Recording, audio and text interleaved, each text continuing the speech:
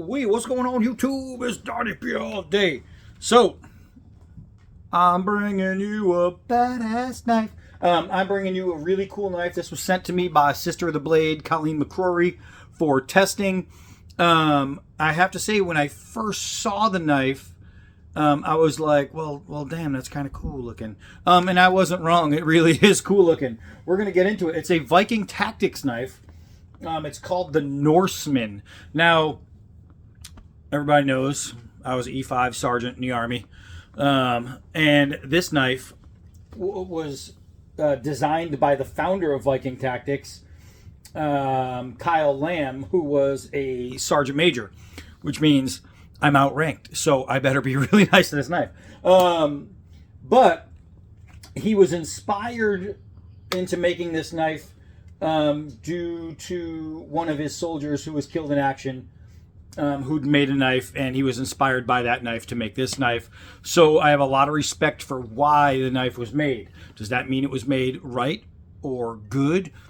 We're going to find out. But first glimpse, I think it was made pretty good. So let's get into this thing. Obviously, we have a Kydex sheath. Obviously, we have a tactical retention system where try to probably do it one-handed, two-handed. You can mount this thing to your molly gear and make it a very happy knife life like that. I do like that. Even though it's like this, you see how closed in it is. It's not a loop. You can actually still put this on a belt because it flexes. So what it'll do, it'll just hold really freaking tight. But attaching this to molly, putting it on your gear, having a cross draw from the chest, perfect, exactly how it needs to be. Really good. You have plenty of mounting spaces, so you can even if you didn't want that system, you could change it. You could take it off. You could put a ferro rod holder. You could pretty much do anything you want with this thing. It's just really cool. It was done right. I can appreciate that. One of the things that I really liked was this. It's basically his own take on a lanyard hole.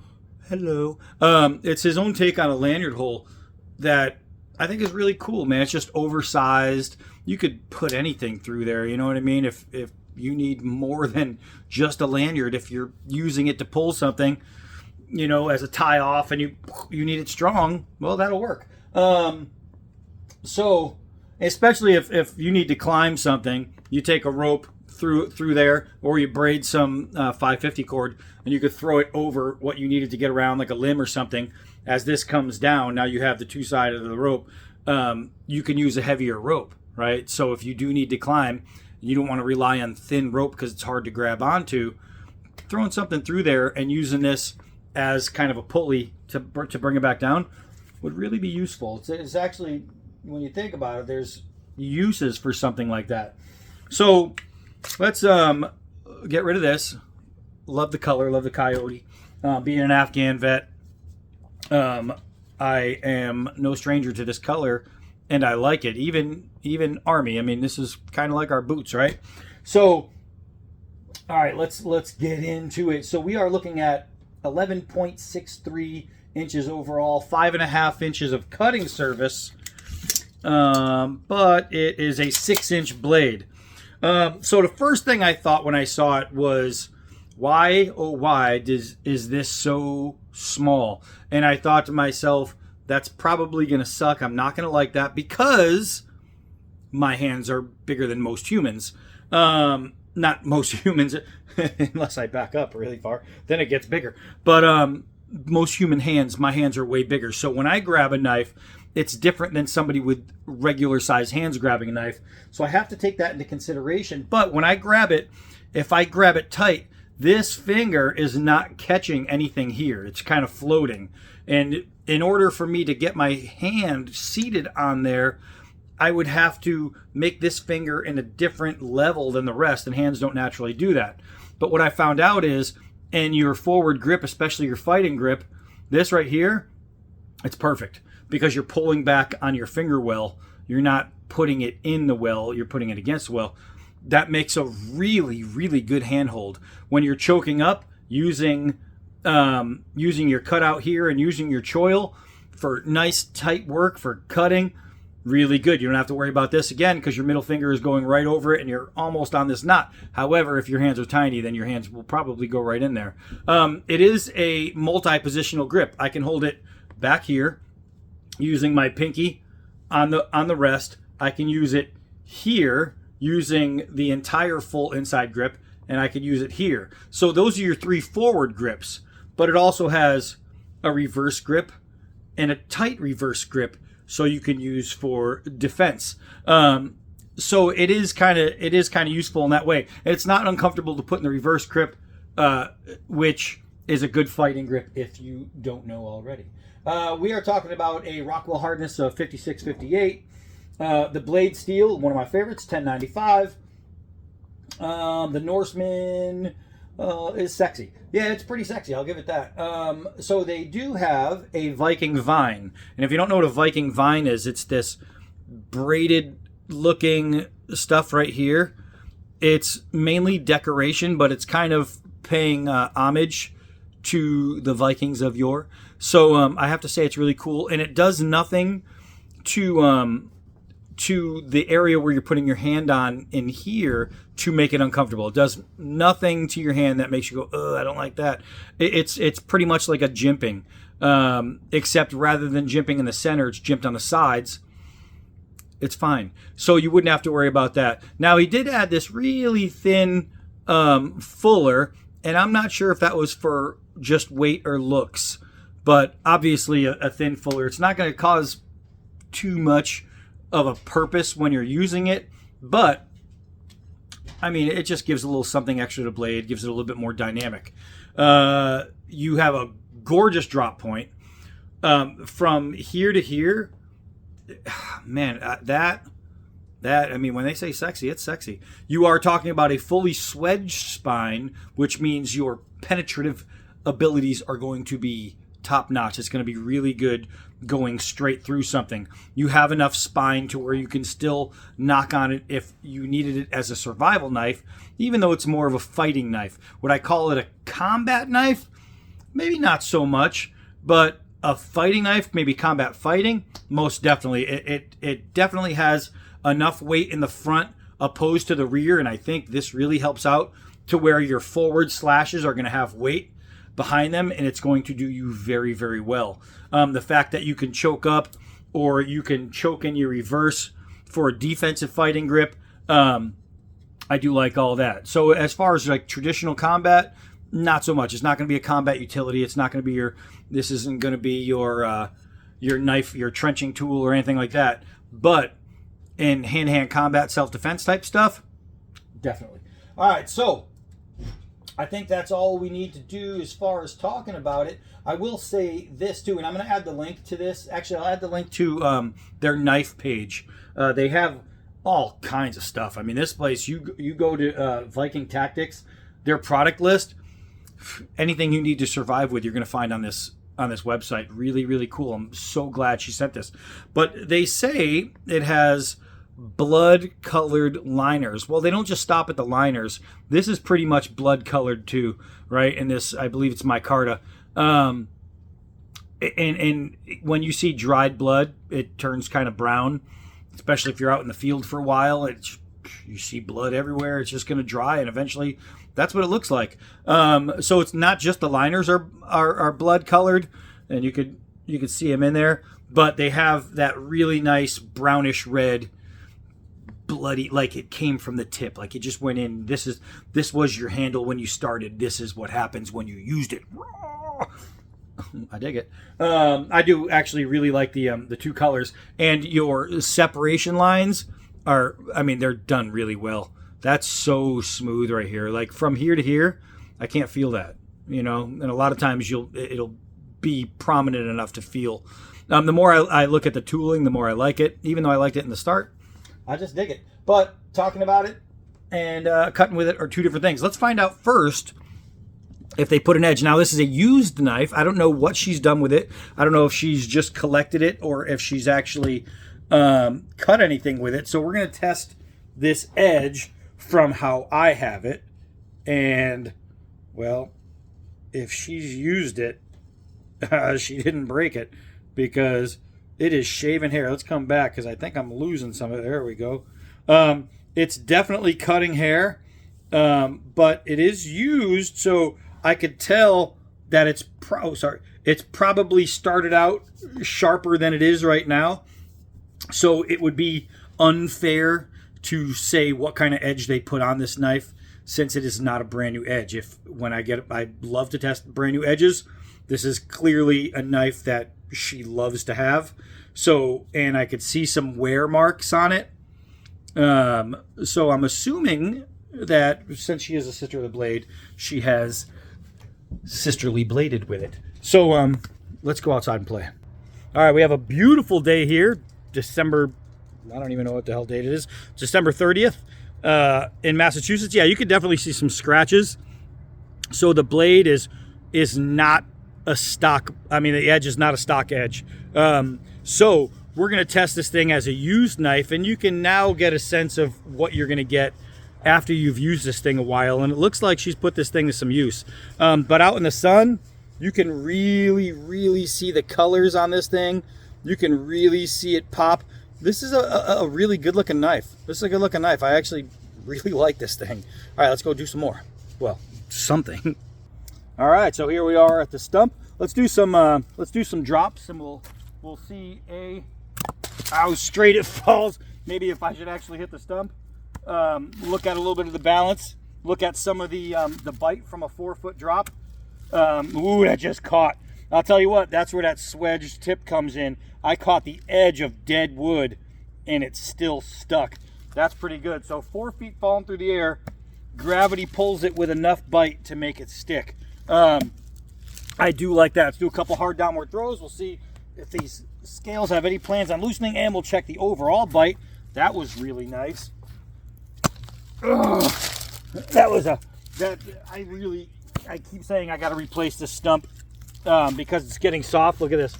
The edges are just crumbling away. So every time I hit an edge, that's happening. It's not missing so much. It's just my stump sucks now. All right, so let's use the last of this stump while we have it.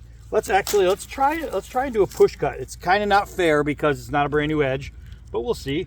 And a used edge, and it looks with all the scratches like it's a mighty used edge, still has no problem on a push cut without having to saw a push cut on a 1/2-inch nylon rope. Now remember, it is true full tang. Does look like it's a 1/4 inch thick. I love that. I with the liners right there. That's sexy, man. That is sexy. That is hot. Let's do a couple downward shots, and we'll see how well this finger well holds in the pinky, and it's not going anywhere. Hey, I'm Sergeant Major. All right, so let's do a chop on the extension cord, and it's going to be no problem. We'll look at all the damage that did. Nothing. I don't know if it's going to be able to cut through 4 layers of belt. I'm going to go up into that choil. Bam, right through the leather. No problem at all. We have the tire. Bam. And it saws straight through it. Penetration is the key with this knife. Now remember, this is a fighting knife straight out of the box. This thing is something that you are going to get and just be able to it's going to be a very fast, very well hitting knife.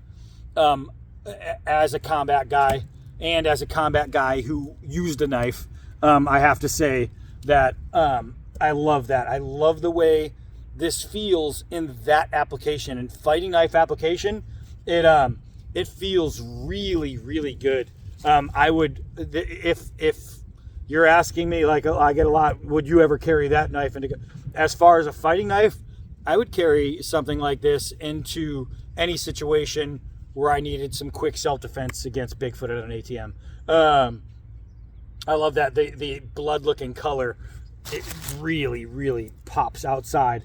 Let's take off, bam, that tip, and start a new one. Now, it is a fighting knife, not a survival knife. to me. I don't know. I don't know how the original design was supposed to be, but for me, going by the weight and the overall balance and the mean, I have to say that this thing is a straight up fighting knife. Does that mean it can't be used as a survival knife? Well, I don't know. If it can cut rope, shave wood, make kindling, then yeah, it can be a survival knife, absolutely. Let's see. Abso-freaking-lutely. Bam. Bam. Uh-oh, I got stuck in that one. That was good. That was good. Had another stick there. Bam. That was on a big knot. Bam. Bam. Man, some good sycamore too. Bam. Bam. Those are nice thick chunks right there. Me likey. Me likey. All right, so what kind of love are we going to get out of this plastic netting? Woo! Better than a Mora. Man. That's pretty sweet. That's pretty sweet. Just straight through. That is, oh my goodness, holy goodness. Let's see, are we going to be able to use this if we're out in the woods and this is the only thing we have and we need to skin an animal? Yeah, sure, why not? It'll cut through hide. It'll cut plastic netting. And plastic netting, as you guys who have watched other videos, that stuff is a pretty tough cut. It's a pretty tough thing to cut. Let's come over here and take a nice, hard, dried out stick and just pull the old, how many licks does it take to get to the center of a Tootsie Pop thing? Let's see. Bam. I wonder. Let's take a spine whack at it. It is swedged, not sharpened, and like I said, you do have a lot of room in that swedge. Bam! I really like this, man. I like this knife. Let's see, I need a thinner piece. Let's see if we can use the vine. Oh, yeah. So the vine is going to smooth wood. So if I had a piece with some bark on it, let's see. Let's test that theory. Oh, shaves it right down. Shaves it right down. You guys see that? Look at this. There's bark, right? Ooh. Look at that. Look at that. It's just completely smoothing out this. Oh, I broke it. Completely smoothing out that stick. That little Viking vine right there adds enough on the side to where, so let's say you wanted to make an arrow or some kind of fishing spear, and you need the wood to be smooth so you have less drag. Ta-da! It's very capable of all of that. It's so much better than a K-bar. Holy Moses, this is way better than a K-bar. And I'm saying that straight out of the box. Let's go. That's a better stump. I don't know why I just don't use this one all the time. All right, let's see. All right, so you see all that ice? Frozen. And this is a hard piece of sycamore.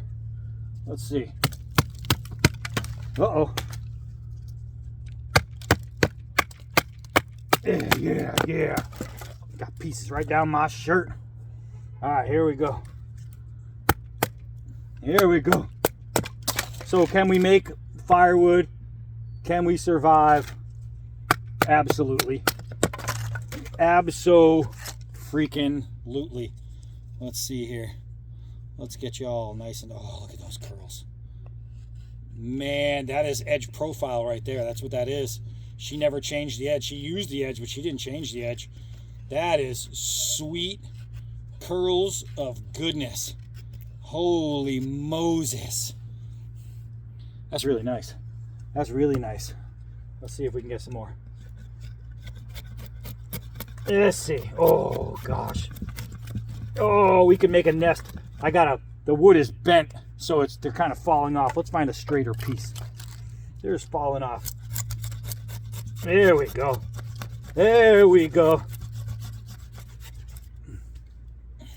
Gosh, I really like this, man. Colleen McCrory, you, my dear, find some freaking gems. And this is one of them. This knife is sweet, man. He's got some, I think he's got like 4 or 5 knife models right now. And that all look good. And you guys know, as a knife designer, I'm very picky.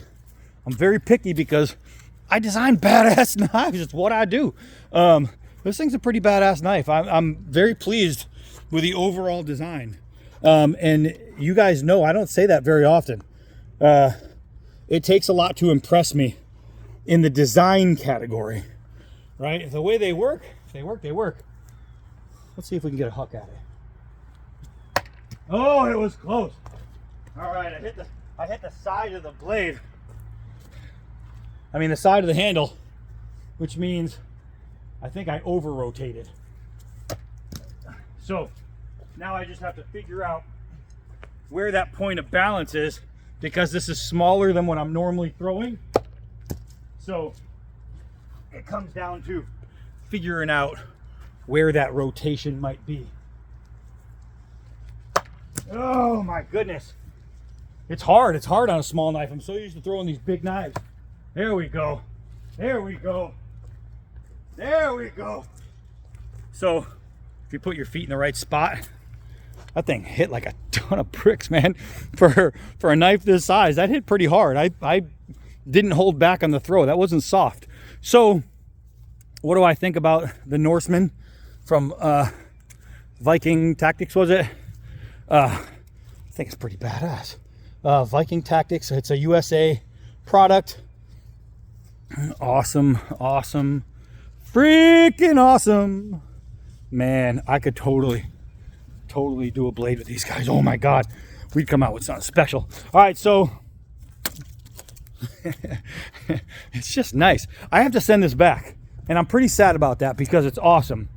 But I'm happy for the fact that I had it for the time I did, because this is one of those knives where you just don't want to go through life not hitting with it. But let's hit it with something else.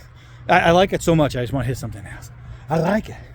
This is one of those ones that's just impressing me, and I don't want to put it down, and I know I have to eventually because I have to send it back. Oh, oh yeah, that was good. Backswing. Oh my gosh, damn, it's done. Oh, wait a second. I'm already done with this video, but golly, look at this. Look at this. Got stuff in the way. I'm still able. This thing's moving. It's wobbling, and I'm still taking huge chunks out of a target that isn't stationed. That's pretty good. That's pretty good. Just goes to show you, come on, the overall, I don't know, hitability, I guess you could say, or I guess I could say, because it's not a word and I'm the one who speaks mental English. All right, so Colleen, thank you so much for letting me play with this. The guys over at Viking Tactics, Sergeant Major, woo! Gotta say, there's been a bunch of them that I have not liked, that even designed by fellow soldiers. And I tell people all the time, just because somebody's in the military, somebody was a soldier, doesn't mean they know squat about designing a knife. You, sir, did a fine-ass job on this one. All right, well, now, sir, Sergeant Major. So that's it. I was very, very pleased to do this. I've had this literally next to me for days, literally just sitting next to me, waiting to take it out. And every now and then when I'm sitting down, I'll just pick it up and just kind of do this with it sitting inside. Gosh, putting it down is not going to be fun, but sometimes you gotta. But that's it. Very, very good knife, guys. Get over to their website. The link is below. Check these guys out. If you support military product website owners, however you want to say it, military business owners. And you support Made in USA knives and things like that. And there's a lot of you guys that say, oh, I would buy one of those, but it's not made in USA. Well, I'll tell you what, here you go. You get a really cool knife It's a really cool package. It's really good looking. $10.95. What's that, Scab? Badassery? I believe you're right. All right, so that's it for this one. Hi, I'm Donnie B all day. Until next knife.